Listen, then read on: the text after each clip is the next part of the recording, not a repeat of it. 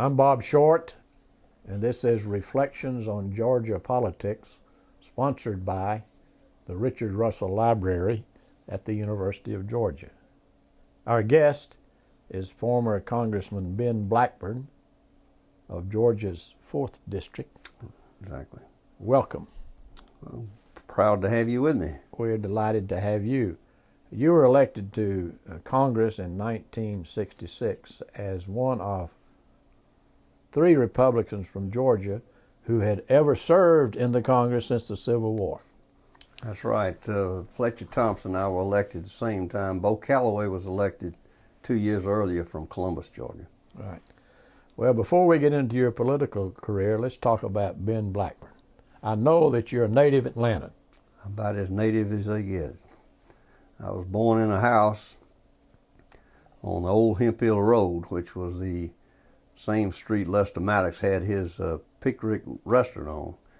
Of course, when I was born there in 27, there was no restaurant down there. There was a little creek running under the road, and that's where my first memories came about. I was born in that house.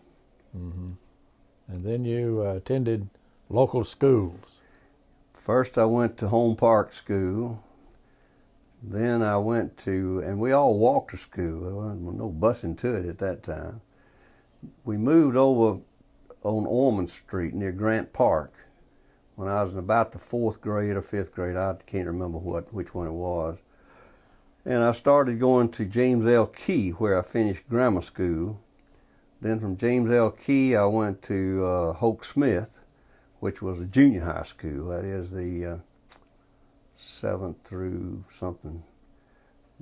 Then I went to Old Tech High School for the 9th through the 12th grades, where I graduated in 44. Mm-hmm. And it was, I was a typical young man at that time. I turned 17 in February of 44. I graduated from high school the end of May. 1 July, I was in a Navy uniform. And that's the way we all existed at that time. I was in the Navy V-12 program, which was an officer training program. I was in that for 2 years. They had me at Emory, which was very fortunate, close to home, for the first 16 months or so. Then the last 8 months, I was at the University of North Carolina. I returned to the University of North Carolina in the fall of 46, and I graduated in 47, so I graduated from college really in 3 years. Mm-hmm. I got my commission in the Navy, but I didn't go on active duty. I was happy not to. I had several jobs. I worked for a year with the old W.T. Grant Company. A year of my experience with W.T. Grant finally brought them under. About 20 years later, they couldn't survive that. Then I went to work for the Union Carbide Company as a traveling salesman in East and Middle Tennessee. I was living up in Knoxville, Tennessee, selling ever-ready flashlights and batteries, and I was a good salesman too, I might add. And a lot of people didn't have electricity back in those days, so they bought a lot of ever-ready batteries for their radios, because that's the only way you could have a radio. Then Korea came along in June of 50, and I shortly had my orders from the Navy to report on board the Lyman K. Swenson. She was a 2,200-ton destroyer. She was commissioned in 44. She saw action in World War II. Saw a lot of action in Korea. It was while I was in the Navy that I met my future wife, Mary. She was a Navy nurse. She was stationed at Bremerton, Washington. My ship came into Bremerton for an overhaul period. We started dating, and then when I left for my second tour to Korea in, I guess it was around June of 51, we got engaged, and we planned to get married when I got back early the next year, which we did. I did have an interesting experience when I got my orders to report to the ship. My folks had never been to California, so they drove me out to San Francisco to Treasure Island, which was a big naval base at that time. It's been closed now. I got on a plane in Treasure Island and I flew to Pearl Harbor. I was living in the Hickam Field Barracks, in a barracks over there. Every day I had to go over to the operations office of the Air MATS, Military Air Transport System, to check and see which flight I was going to be on to get to Japan. I went over one day, my name was on the list, I was due to fly out the next day. Some sergeant comes up and says, you're trying to get to Japan, aren't you? I said, yeah, I sure am. He said, well, look, I've got 40,000 pounds of top secret material that's chained and locked on what they call an R5D. We call it our DC-4, 4-engine propeller job. He said, I need a courier officer to sign a custody card to accompany that top secret material. Well, I didn't know a courier officer from a sack of salt, but I agreed to do it. So I signed the custody card, and he handed me a great big old 45, and I got on that airplane, and we took off, and really quite an adventure. We had to land on Iwo Jima. Iwo Jima had been abandoned since World War II. There was a storm blowing up, a typhoon, and every time the pilot would drop below the clouds, that mountain would be right in front of us, and he'd roar that thing around there. And finally, about the fourth, fifth time around, we got on the ground. We had to land. We had to get refuel. Well, we finally got to Japan that night, late at night, about 10 o'clock. They sent us down to some remote area of the airfield, turned the engine off. All of a sudden, a bunch of lights went on. We were surrounded by jeeps. I opened up the door to step out, and there's a Marine captain standing there, and there's a whole company of Marines standing there with their rifles at the ready to take that top secret material. I told him he was welcome to it. He signed the custody card, and I walked off. But I found out that the plane I was due to fly on had crashed at Midway, killing everybody on board. So my motto has always been, I'd rather be lucky than smart. If you're lucky, you don't have to be smart. So I was lucky on that time. But anyway, I served 2 years on the Swenson, and that's where I met my wife. We got married in February of '52, and we've been married ever since. 56 years, it'll be 57 years this coming February. So after the service, it was back to school? Yeah, I had traveled enough. I had traveled for Union Carbide. I had been gone for 2 years. I didn't get home at all during my time in the Navy. They offered me a week's leave, but back then, an airplane ticket cost a month's pay. If I got a train, I'd get home just in time to get on the train to come back, so I just didn't try to go. So I was one sick little boy. I didn't want to travel anymore. I decided to study law. So I went to Emory, graduated in '54. I did practice with several firms there in Atlanta. I was specialized in trial law. I tried cases more than anything else, which I enjoyed. I got a real kick out of trying lawsuits. You were at one time an assistant attorney general, weren't you? I was with the state attorney general's office for about a year, representing the state revenue department. If you want to be Mr. Unpopularity in Georgia, you be a lawyer representing the state revenue department out in the more rural areas. I know there were times I'd leave the office, I'd say, if I'm not back by tomorrow, you send the state patrol down because I'm probably in jail somewhere. So I never went to jail, but we had some rather unfriendly judges occasionally. Yeah. But that was quite an experience, and I enjoyed it. But then I went into private practice, and I was in private practice, mostly trying cases involving automobile accidents and that sort of thing. Mm-hmm. I didn't do any criminal law. I didn't like the people you had to associate with. I didn't do any divorce law because I didn't like.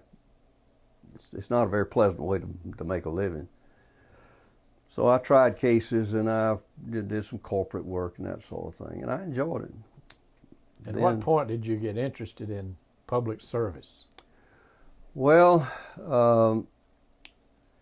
I think when I was at the University of North Carolina, I had some law professors, not law professors, I mean some professors there who were way out in left field somewhere, and we got in some pretty vigorous disagreements on occasion. I probably paid for it in some of my grades, but anyway, I developed a strong dislike for government trying to run private business, trying to run my affairs anyway. So I always had a certain suspicion or reluctance, we'll say, to support anything that would mean an increase in the size of government or the scope of government. And I carried that with me all along. I got my degree in political science, I might add, through a process of elimination. I had those years with the Navy, and of course they had me studying mathematics and physics and science and not much of anything else, and I didn't want to make the Navy a career, so I had to find something that I could get a degree in, and I picked political science almost by chance. But anyway, that sort of shaped my philosophy about things early on in life. And then after Mary and I got back, she kept having babies just one after another. We had 4 of them in 5 years. We were rather prolific. And so I was practicing law, and 64 was a Goldwater year. And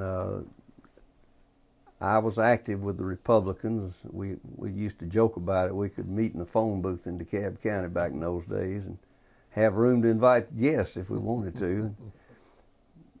But it was decided, well, I ought to run for something, just to have a candidate. So I ran for the State House of Representatives. I ran against a fellow who had been in the State House for about 12 or 14 years, I think.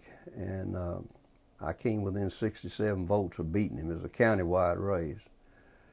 And based on that success, I had people come to me in 66 and ask me would I consider running for Congress, which I did.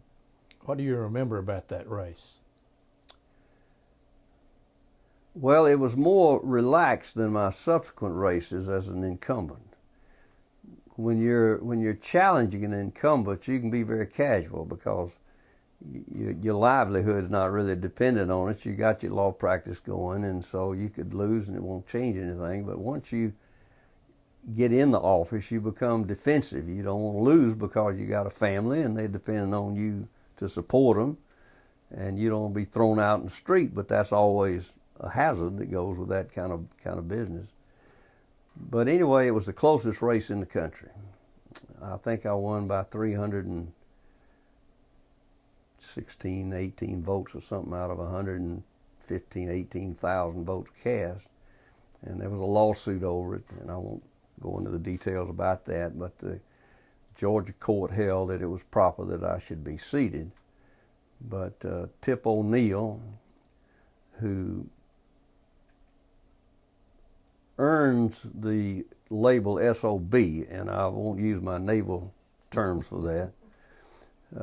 He was the chairman of some little subcommittee up there in the House Administration Committee, and he had some hearings, and he got that committee to vote that I shouldn't be seated, and I remember that was a very unpleasant shock.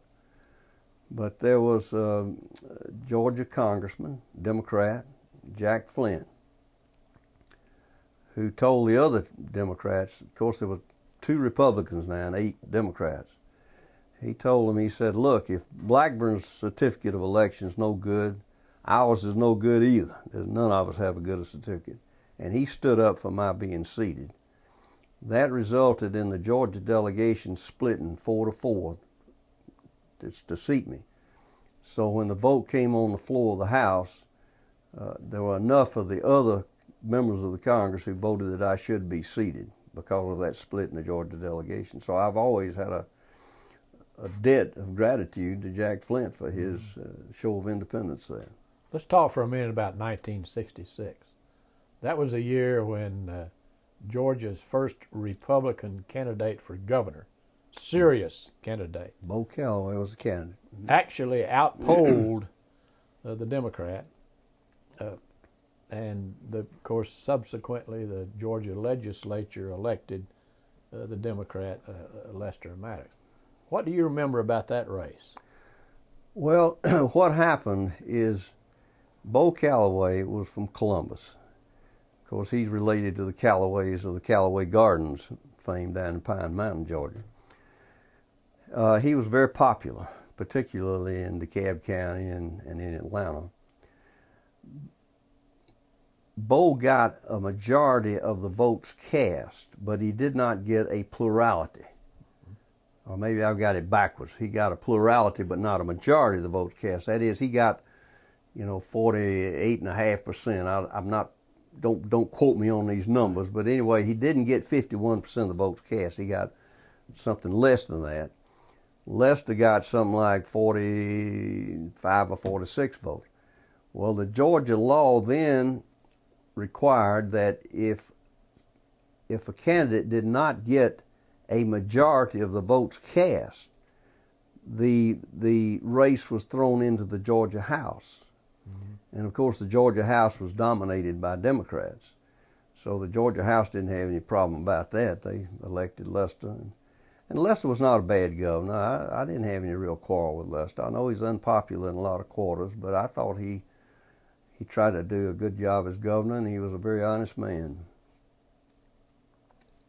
A lot of people think that Callaway's showing in that election by obtaining a plurality of votes actually launched the success of the Republican Party in Georgia. Do you feel that way? I think that had a lot to do with it because his popularity, when he said he was going to run for governor, that made it easy for me to decide to run for Congress because I knew that in DeKalb County he was very popular and I would benefit from that. So that had a material effect on my decision to run. Charlie Weltner had been the incumbent congressman in the 5th District, which was Fulton County. Fletcher Thompson was running as a Republican in that area. Well, it ends up Fletcher and I were both elected, so we had 2 Republicans in the House at that time. I was up there for 4 terms. Lester served 2 terms. Fletcher served 2 terms. Then he ran for the Senate, and he didn't make it. It was, he was defeated by Sam Nunn. Sam Nunn, very popular. Sam Nunn ran against Gambrell. Mm-hmm. Gambrell had been appointed by Carter, I think. Yeah, I'm sure he was. And so Gambrell was running for re-election. Sam Nunn ran in the primary and defeated Gambrell, and Sam Nunn, of course, went on to the Senate and served with great distinction for a number of years. Let's talk about the rise of the Republican Party for a minute. In the 50s and 60s and 70s, everything politically in Georgia was Democrats. How do you account for the rise of the Republican Party into the majority today? Well, I think Georgia has traditionally tended to be a conservative, that is philosophically, toward the political issues. And the National Democrat Party has gone out there in left field so far that they aren't communicating with anybody who has any conservative instincts at all.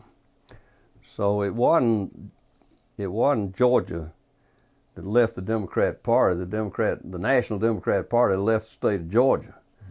And of course the Georgians had to turn to the Republican Party as the only alternative they were willing to support. And I think that accounted for it. Mm-hmm. So in 1967, you're off to Washington, freshman congressman. What was your reaction to the Congress when you got there? Well, I was flattered. I was honored to be elected up there. First thing we had to do is find a place to live. We moved up into Kensington, Maryland. Had 4 children. Our youngest boy was still in grammar school. The oldest boy was in, my wife is nodding, I'm wrong again. She and Joyce corrected me. He was in junior high. Who? David was? Our youngest boy was in junior high, in middle school. Okay, you're right. She's always right. I've noticed that over the years. 2, 3 were in high school. And the oldest boy was in high school. In fact, they all graduated from high school up there because we were there 8 years. Mm-hmm. The first thing that I noticed that really upsets me, and it still upsets me, was there's such a lack of communication between the two parties up there. Mm-hmm. I mean, it's almost like they're forbidden to talk to each other. I didn't have any problem working with other Democrats up there at all, and I'm sure some of them had no problem working with me either. But it's almost like you got two warring camps, and neither one is willing to work with the other or even talk to the other. And that's really not good for the country. They ought to at least have some common ground they can agree on. Now, we did have common ground. We agreed on voting ourselves pay raises. They usually got very popular. We could vote on recognizing motherhood as a blessing for the country. We'd vote on national holidays, you know. Oh, we got those things done all right. But on matters of government philosophy, as I say, it's almost like two warring camps. And if anything, it's worse now than it was when I first got up there. I'll never forget there was this Democrat I used to play a lot of paddleball with down in the gymnasium. He got defeated by some guy from Berkeley, California, which is out in orbit somewhere. China would be right home for Berkeley. And I said, you know the reason you got beat, don't you? He said, why? I said, you're too soft on capitalism. In Berkeley, you can't be too soft on capitalism. But that's to me is the source of some distress that we don't have more communication that they can work together on things. When you got there, Ben, the Republicans were in the minority. Oh, very much so. How are your committee assignments, and did you get what you were looking for? Well, I did, because I was on the committee on committees, we called it. That is the one to make the assignments. And the committee assignments are really quite valuable. And the result is the big states, I mean, California, Pennsylvania, New York, Illinois, they see to it that their congressmen get appointed to the critical committees, like the Rules Committee, or the Ways and Means Committee, the Taxing Committee, or Appropriations Committee, the one that hands out the money. So the smaller states, and particularly a state like Georgia with 2 Republicans, we just got the pickings of what was left over. But I felt very fortunate about it. I got on the Banking Committee, which was very important to the city of Atlanta. Of course, we have a lot of banking in the city of Atlanta, so I felt very fortunate to get on that committee. Georgia at that time had a delegation with a lot of seniority. Did you have a difficult time working with Democrats from Georgia? No, I really didn't. I'm trying to think. I don't think we had more than 1 or 2 Democrats that is from Georgia, on my committee. Mm-hmm. See, we only had 10 congressmen from Georgia at that time, and you take some states that have 25 or 30, 35 congressmen, they can spread them around pretty good. With Georgia, we just had 10 altogether. Mm-hmm. And I'm trying to think. I don't think we had anybody else from Georgia on my committee. If there was, I can't recall it right now. But you have what they call the Committee on Committees, and they determine where freshman congressmen go with committee assignments. And the bigger states, of course, dominate the Committee on Committees, so they can put their people on the critical committees. You mentioned Jack Flint. Who are some of the other Georgia congressmen you served with? Well, Phil Landrum, of course, was the senior Georgia congressman. He had been up there, 20 years or something, I think, when I got there. John Davis, Andrew Young was elected. When Fletcher Thompson ran for the Senate, that's when Andrew Young was elected. I'm trying to think of who else I got along with. I got along with all of them real well, really. I had no problem with any of them. Matson? Yeah, Neil Matson from Albany. Mm-hmm. So you're on the Banking Committee and some other valuable committees. Tell us a little bit about your committee work.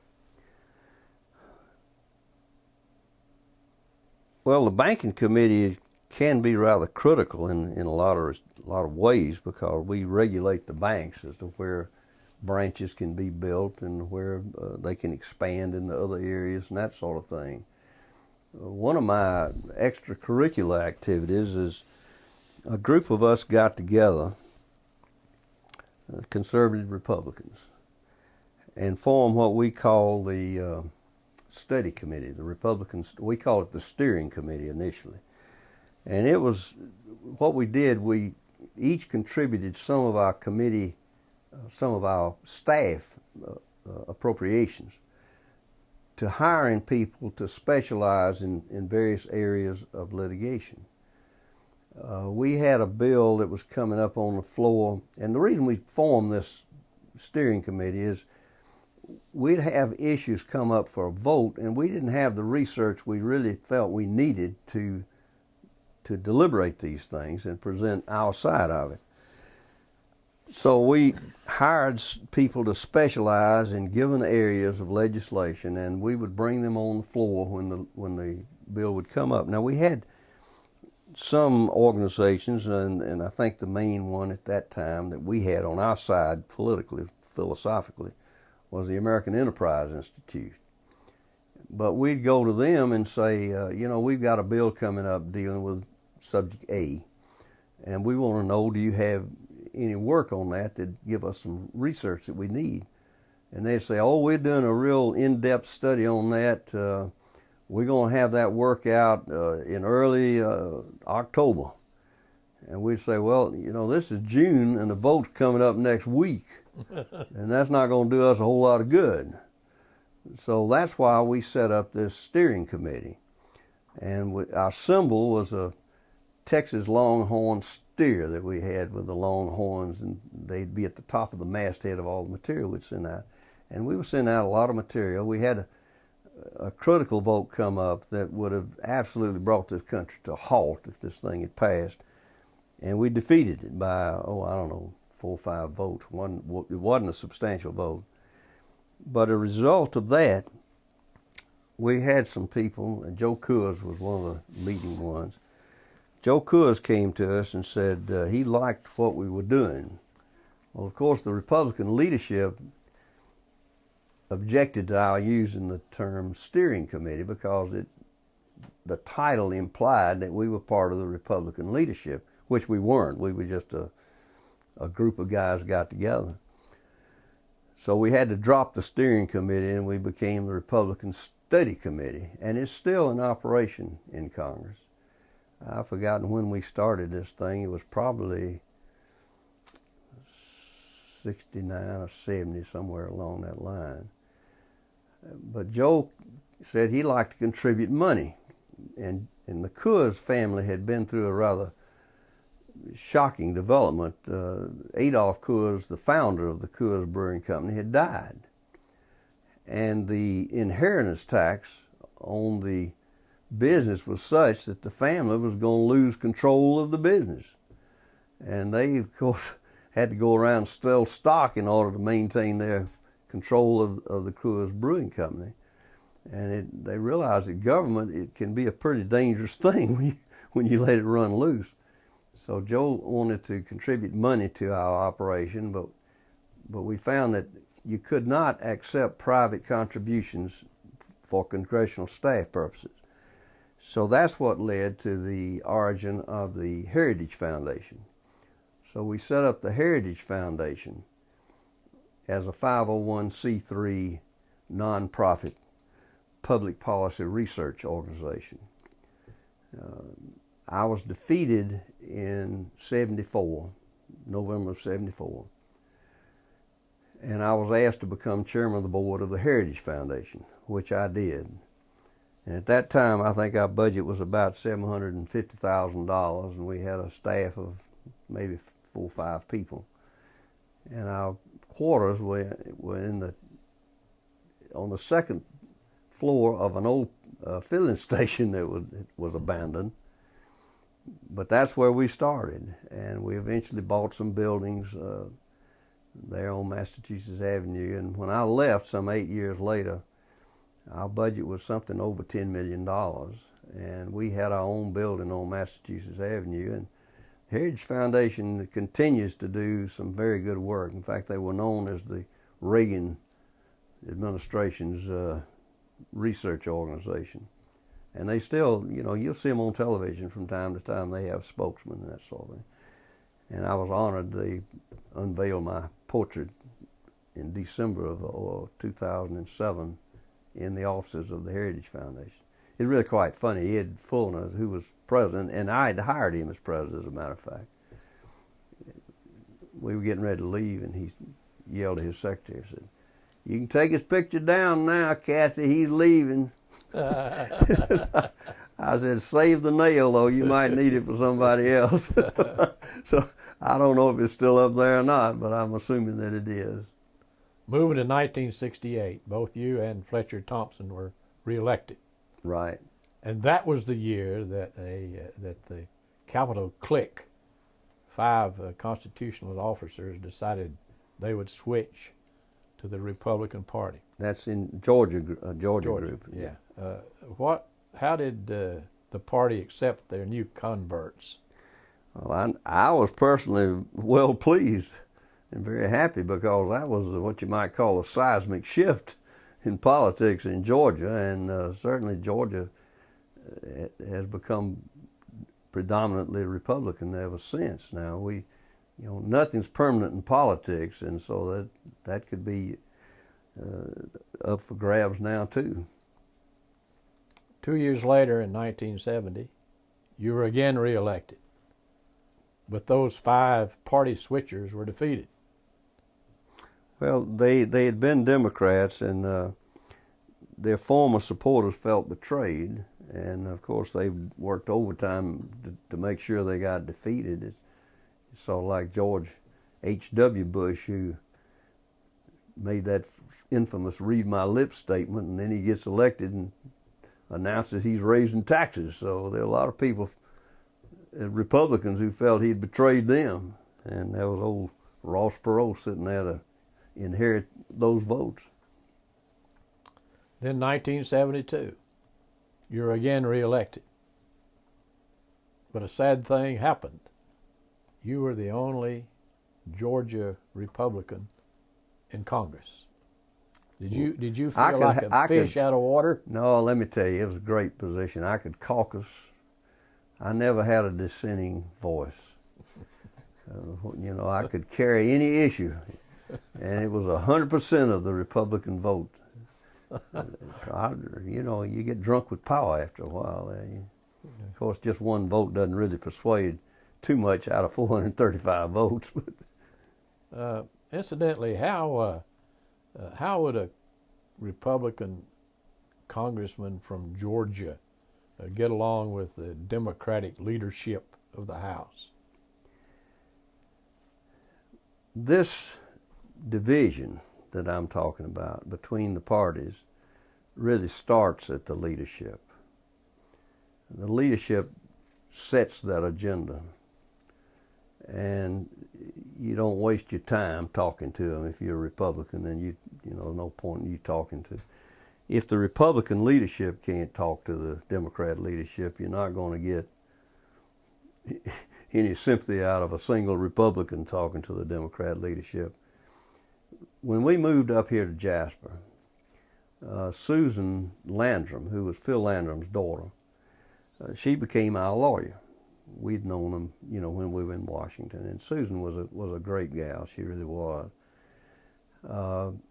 She said many times that she blamed this division that we now experience.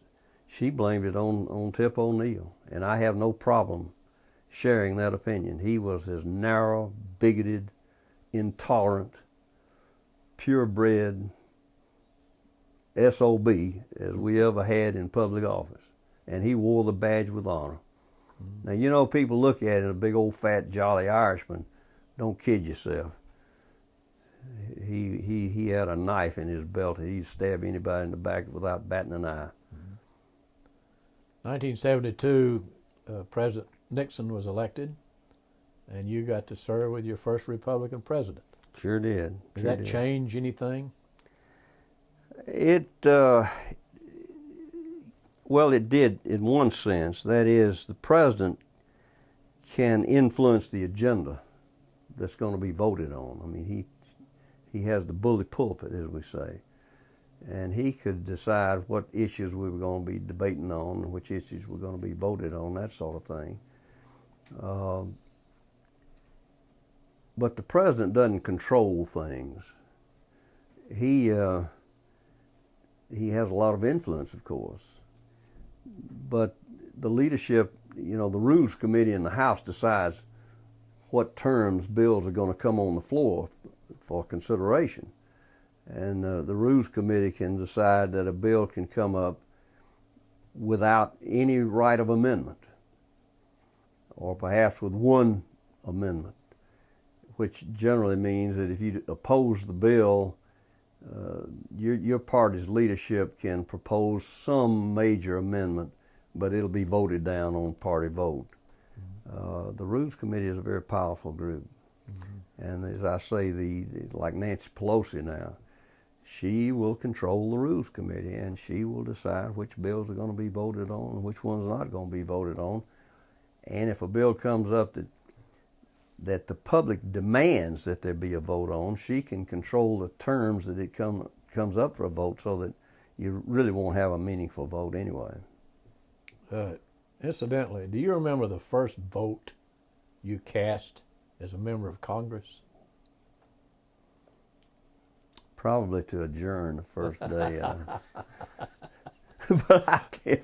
No, I have no way of remembering that. Let's talk a minute about Watergate. You were there at least a portion of that period. Oh, the whole time. I lived through it all. Yes. Well, tell us about it and how you felt about it and how the Republicans in Congress felt about it. And I remember it first really started bubbling to the surface before we had the Republican convention in Miami in 74. No, 72. Nixon was running for re-election then. Mm-hmm. He'd been elected in 70. He was running for re-election in 72. Clark Gregor, I think, was his campaign manager from Minnesota. And we had a caucus of the Georgia delegation in one of the big hotels there. And Clark came in and spoke to the group. And I remember I said at the time, I said, Clark, you can't lose this election.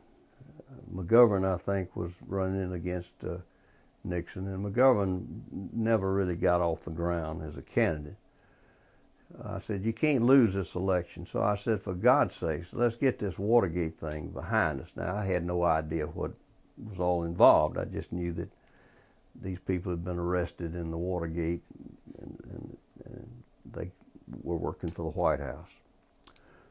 And Clark says, we're investigating this thing, and I assure everybody here that we're going to have this thing fully cleared up by the time of the election. Well, of course, you had the fox guarding the chickens there. The people who were doing the investigating were the ones who were being investigated, and somehow they didn't discover anything that would be embarrassing to them, which is a very natural thing to happen. But as the thing continued to unfold, I remember one afternoon, one of the White House staff came by my office, and we went out to the Congressional Club and had a drink together. And I told him, I said, this thing is developing into a major confrontation between two branches of government. I said, you've got two trains on the same track that are running toward each other. You got the president's one train, Congress is another train.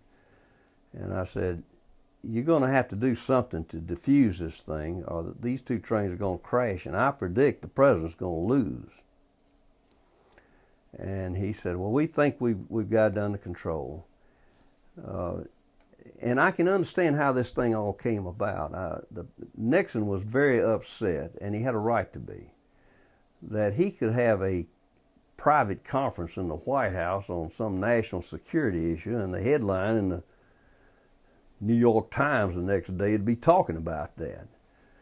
And he said, I can't run a White House here where private discussions and conferences are being publicized, because we make some decisions we don't want to have publicized for national security purposes, if nothing else. So he organized this group, and he called them the plumbers, to stop the leak at the White House, which is appropriate. Well, of course, I had no way of knowing this, but Nixon and Hoover didn't get along at all. And I have no idea what the origin of this was. It could have been back when he was vice president or something. But anyway, they had no, they didn't work with each other at all. So rather than call the FBI in to try to track this thing down, Nixon set up his own group he called the plumbers. And of course, it was, like a Gilbert and Sullivan opera. Some of the things that happened there would stagger the imagination to claim it was real, but it was real. I mean, like when they broke in and they put tape across the door so that it wouldn't lock when they closed the door, and a guard comes by and peels the tape off and closes the door. The guy goes back and opens the door up and puts some more tape on. I mean, it's a question of, who's trying to out stupid who here? It's got to be, as I say, it's a comedy almost, but it was real. So when and of course the press hated Nixon. They hated Nixon, and they hated Spiro Agnew. So first of all, they went to work on Spiro, and they found he'd been taking money from private firms and all while he was governor of Maryland, which every governor since the beginning of Maryland had been doing. But a Republican doing it, it was a crime. So Agnew has to resign, and they had to get rid of Agnew because he was the next in line to be president if they got rid of Nixon. So then they could concentrate their fire on Nixon. And they went to work on him, and the public just got so totally disgusted with Nixon that he had to resign. And Gerald Ford, who was a very decent, likable guy, but he was not a tiger. He didn't have what in the law, what trial lawyers call the instinct for the jugular. When you're trying cases, you develop an instinct for where the other side's vulnerability lies, and you go for that, and you go for the kill because you're trying a case and you want to win it. Jerry just didn't have that instinct for the jugular, and because Jimmy Carter, who proved to be disaster, a walking, talking disaster by himself, he ends up getting elected president and properly got defeated in 4 years. Do you think that Nixon would have been impeached had he not resigned? I suspect he would have. I suspect he would have because the public pressure was so much against him.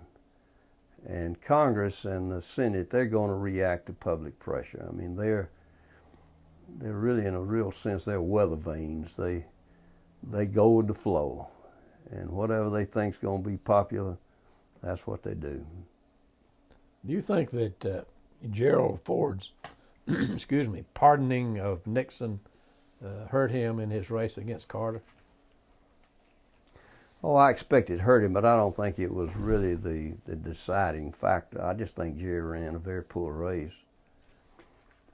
And his going before a House committee and testifying about it, 2 weeks before the election, just refreshed everybody's memory. I mean, the public memory is not really too long. And if you can just leave anything alone long enough, eventually it will diminish in importance and impact. But for him to go before this, and the guy who was the chairman of this committee, the House Judiciary Committee, it was some subcommittee of the House Judiciary, called that hearing, and Gerald Ford agreed to testify, which was not a demonstration of outstanding mentality, we'll say. He should have never gone. He just said, no, I just don't have time. I'm running a race for president. But the guy who ran that committee got promptly appointed a federal judge by Mr. Carter, and the guy was he was not somebody I admired a great deal. What is your fondest memory of being a congressman? The things that I'm personally proudest of would be the founding of the steering committee and the offshoot from that of the Heritage Foundation, because those have a continuing impact on public policy, and I think that's far more important than any vote or struggle I might have had on a particular policy issue in Congress. Mm-hmm. Well, you left Congress, but you didn't leave public service. You were with the Heritage Foundation and others. What did you do before you finally called it quits? Well, I was very much involved in the forming of the Southeastern Legal Foundation. And the Southeastern Legal Foundation was founded to present issues in court where the more liberal organizations have been dominating that influence. You have groups like these environmental groups, for example. They can file a lawsuit and they can find a judge who's sympathetic, and the judge can enter a ruling that's very sympathetic to them that just expands the jurisdiction of these groups. For example, the Environmental Protection Agency. Some group filed a lawsuit to have it declared that every running stream is a river flow that should be controlled by the Environmental Protection Agency. Well, my God, you know, there are creeks running throughout America. So the Environmental Protection Agency was delighted to have that lawsuit filed because it expanded their jurisdiction enormously over what it had been. And now, when I was involved in the foundation of the Southeastern Legal Foundation, I said then and I say now, it's a pity that such organizations exist. And it's really an insult to our system of government, because what it says is that a few judges, single individuals, can enter rulings that overrule the whole Congress, the whole system of government, if need be. And we should not have that kind of concentration of power in the judiciary. The judiciary is not equipped to deal with broad policy issues. They don't have the means of issuing subpoenas, of having people come and testify. The judiciary is limited to whatever the parties bring before them. And there may be evidence or testimony or facts that should be brought before the court that they have no way of even finding out about. And this involvement of the judiciary in policy issues is a scary thing, because you can get a nutcake as a judge, and we have them. I mean, we have judges who get impeached for dishonesty. We have judges that ought to be impeached for stupidity. But you don't do that. You just leave them in there, and they enter their rulings, which can do immense mischief to our whole system of government. You've been deeply involved over the past years in Republican Party affairs. In fact, you were on the Reagan transition team. What did the president ask you to do? Well, it's almost an exercise in futility when you're on the transition team, because they ask you between the time of the president's election in November and his taking office in January, you go in and you investigate agencies of government and operations of government, and you issue findings and what you recommend, but they're never implemented. I mean, it's a great exercise because you're trampling on high waters here now. You're dealing with big matters, but I guess the main thing is if I had wanted to, for example, I was offered as part of the transition team, did I want to become a director on the World Bank or maybe the International Monetary Fund, one of those international institutions. And if I had taken that, then I would have a continuing influence. But I was from Georgia, and I enjoyed being in Georgia, and I never did fall in love with Washington. And the idea of having to move up there for a longer period of time just didn't appeal to me at all, and I turned it down. But my transition work, in fact, I did a study that the Wall Street Journal cited with approval. But I don't know that anybody who actually took over those positions ever read it. If they did, they didn't let it bother them. They didn't let it influence their decisions. How do you think history will remember Ronald Reagan? Oh, I think he'll be regarded admirably by history. He defeated the Soviet Union, and he did it by building up our defense. Jimmy Carter had led our defense. We were going to be rowing rowboats and bow and arrows if we kept going in that direction. What it was a poker game, and the United States just kept raising the ante. They were building a missile defense. Then the Soviets said, you have to remember, the Soviets were spending 25% of their gross domestic policy, gross domestic output on defense, which is not productive, which is not a productive use of your resources. It certainly doesn't contribute to the happiness and well-being of your constituency. We were spending something like 3.5% to 5% of our gross domestic product, which we could do without hurting people. I mean, we didn't have whole families living in one room with sharing a bath and a kitchen with other families and all that. We building houses and doing all sorts of things. When he kept building our defense, like the missile defense, and then he built the B-2 bomber, and he built these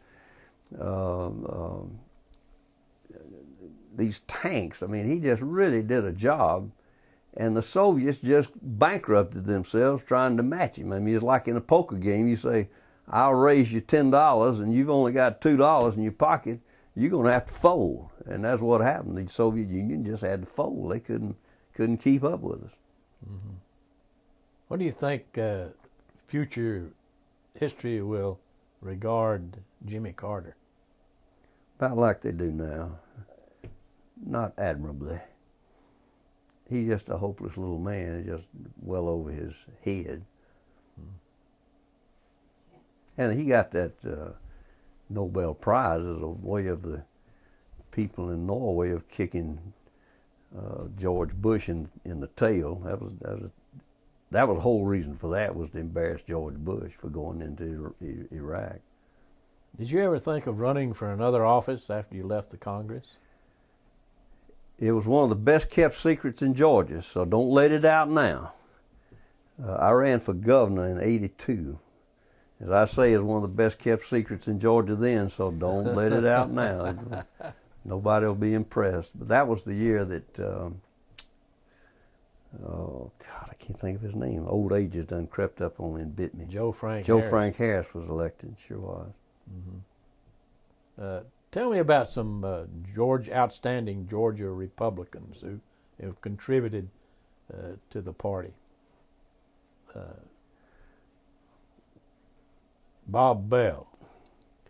Well, he ran for governor the same time, and he beat me in the primary, but he wasn't successful against Joe Frank. I think, you know, we've had some fine people in the Georgia Senate. Jim Tysinger, for example.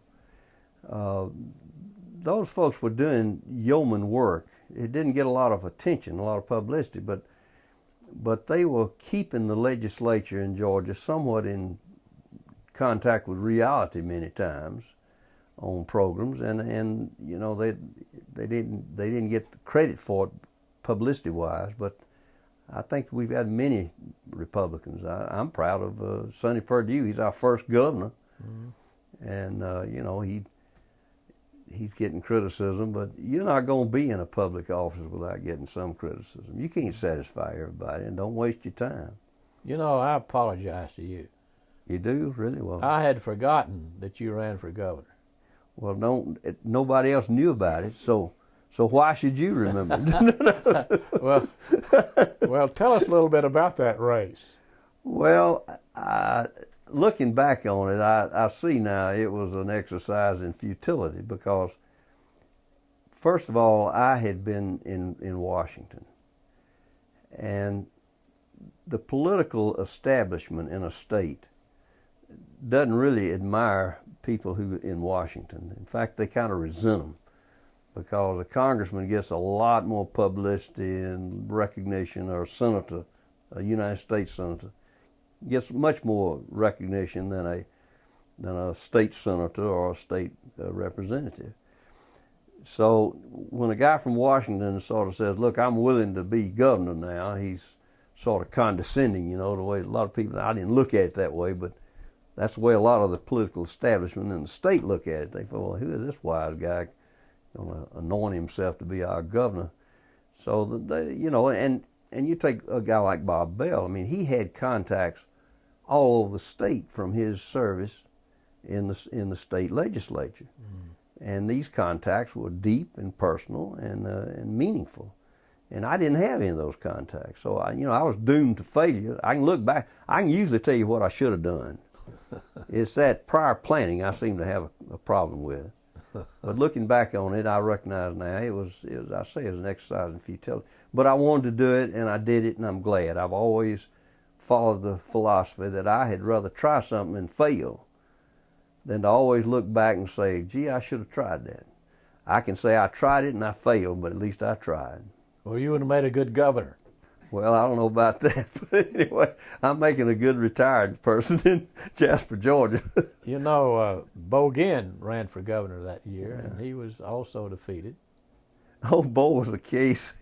He was out buying automobiles for his family, spending money like a drunk sailor. And Ronald Reagan used to say, well, at least a drunk sailor is spending his own money. And having been a drunk sailor myself, that's true. They do spend their own money. But it finally all caught up with him. And what I found amazing is his defense when he was facing criminal charges for, spending money he didn't have and making expenditures and such. His defense was, well, he never could grasp dealing with money. Well, he'd been on the Appropriations Committee in the United States House of Representatives. Well, that doesn't say much about the United States House of Representatives, does it? If you had your political career to go over again, would you have done anything differently? No, you take life the way it comes at you, and you deal with it from day to day, and hope you make the right decision. Now, a lot of times I made decisions based on what I thought was logical. That turned out to be, it didn't work out that way, but that's just the hazard of trying to make predictions. Well, on behalf of the Russell Library at the University of Georgia, I want to thank you for appearing on our program and inviting you to come back anytime that you can and share with us your life and your political history. Well, I will not be pulling for Florida this weekend, if that'll make you feel any better. I have a granddaughter, though, is she a senior now at the University of Florida? So I expect there'll be a little division in the family on that football game coming up this Saturday. But I always pull for Georgia anyway. Even though I never went there, I felt just like I always pull for Georgia Tech. They're our teams, and I support them. Good. Thank you so much. My pleasure.